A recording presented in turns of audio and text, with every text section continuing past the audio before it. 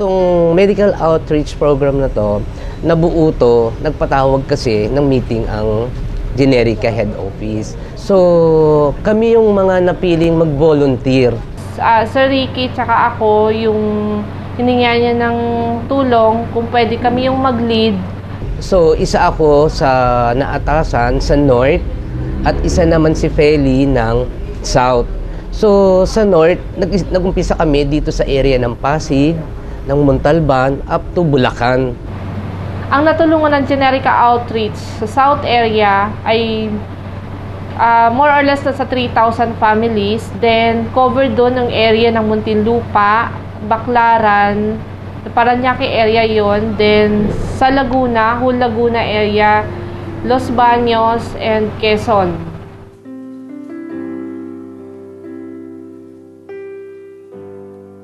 Siyempre, hindi naman sa atin, kung ba nakikita natin sa balita, yung gaano ka disastrous talaga yung bagyong Undoy, yung Undoy, then the next mga ilang weeks lang ata, which is followed by Santi, yung malakas ang hangin. So sa Undoy pa lang, grabe yung baha, talagang whole area ng malapit sa Laguna Bay, talagang naapektuhan.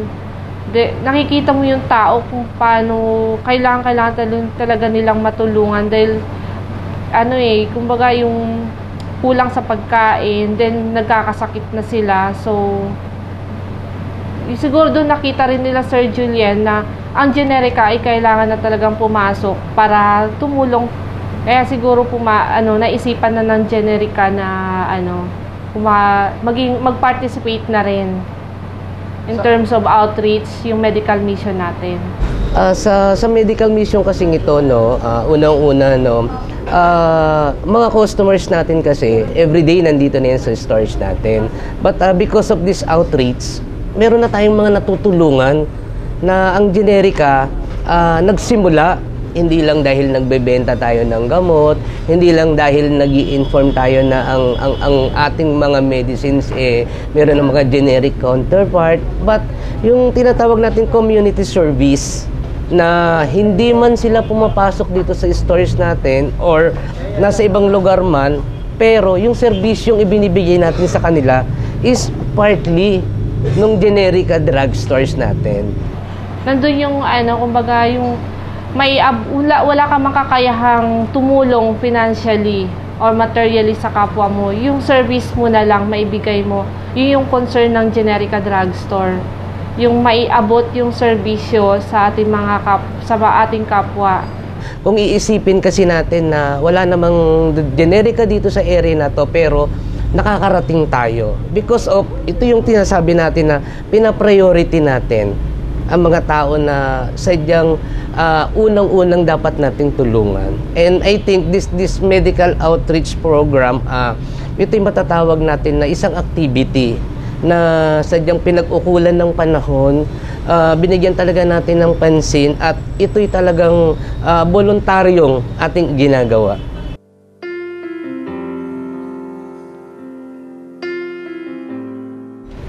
Sa Generica Drugstore, bukod sa pagbibigay ng mura at maasahang gamot, kabilang na sa misyong ito ay ang pagpapatupad ng yung social responsibility na tumulong sa mga nangangailangan.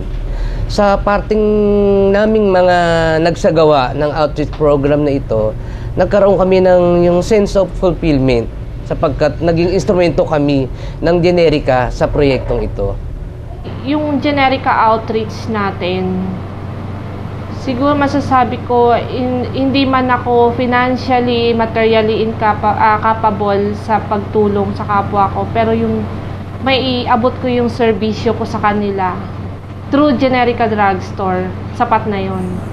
So, hanggang sa oras na ito, tuloy-tuloy pa rin ang Generica Medical Mission Outreach. At itong outreach na to, ito'y simula ng isang activity na hindi man siya bagyo or hindi man siya kung ano man, ito'y pwede nating ipagpatuloy na maibibigay nating serbisyo sa ating mga taong nangangailangan.